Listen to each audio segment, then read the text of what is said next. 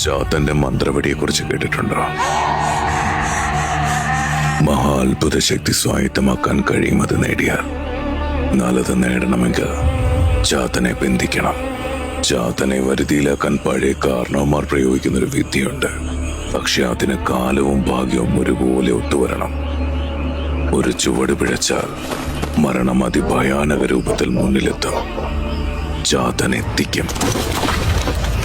ഭൂമിയുടെ പ്രതലത്തിൽ നിന്നും പൗർണമി ചന്ദ്രന്റെ പ്രഭാരം ഒഴിയുന്ന നേരം കണ്ണിൽ കറുപ്പ് കലർത്തി പലരും കാത്തിരിക്കും ചാത്തന് വേണ്ടി. പ്രത്യേകിച്ച് പ്രസവിച്ച പശുവുള്ള വീടുകളുടെ അടുത്തായി. കാരണം പശു പ്രസവിച്ചതിന് ശേഷം വരുന്ന ആദ്യ പൗർണമി ദിവസത്തിലെ 7-ാം യാമത്തിന്റെ അന്ത്യപാദത്തിൽ ചാത്തൻ പശുവിന്റെ അകടിൽ നിന്നും പാല് കുടിക്കുവാനായി വരും. പൗർണമി പ്രഭയിൽ ശരീരത്തിന്റെ ചൂട് മണ്ണിലേക്ക് പകർന്നു കൊണ്ടുവരുന്ന രൂപത്തെ ദൂരെ നിന്നും കണ്ടാൽ കാത്തിരുന്നവർ മെല്ലെ കാടിന്റെ മറവത്തേക്ക് മാറും. അത് ചാത്തനാണെന്ന ലക്ഷണം നോക്കി ഉറപ്പിക്കാം. 1.25 അടി ഉയരമുള്ള ബാലകരൂപം, കരിരൂപത്തിൽ നിന്നും പുറത്തേക്ക് നിൽക്കുന്ന ഭയപ്പെടുത്തുന്ന ദംഷ്ടക, കൽമാലയ്ക്കൊപ്പം മരവണ്ണത്തിൽ ചേലയെടുത്ത് നടന്നു വരുന്ന ചാത്തന്റെ കയ്യിൽ അത്ഭുത ശക്തിയുള്ള മന്ത്രവടിയുടെ പ്രഭയമുണ്ടാവും.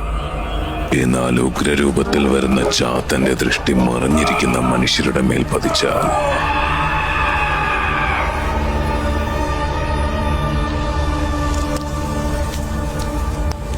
ചാത്തന്റെ ഈ കഥയ്ക്ക് ഒരു 2-ാം ഭാഗം അനിവാര്യമാണ്.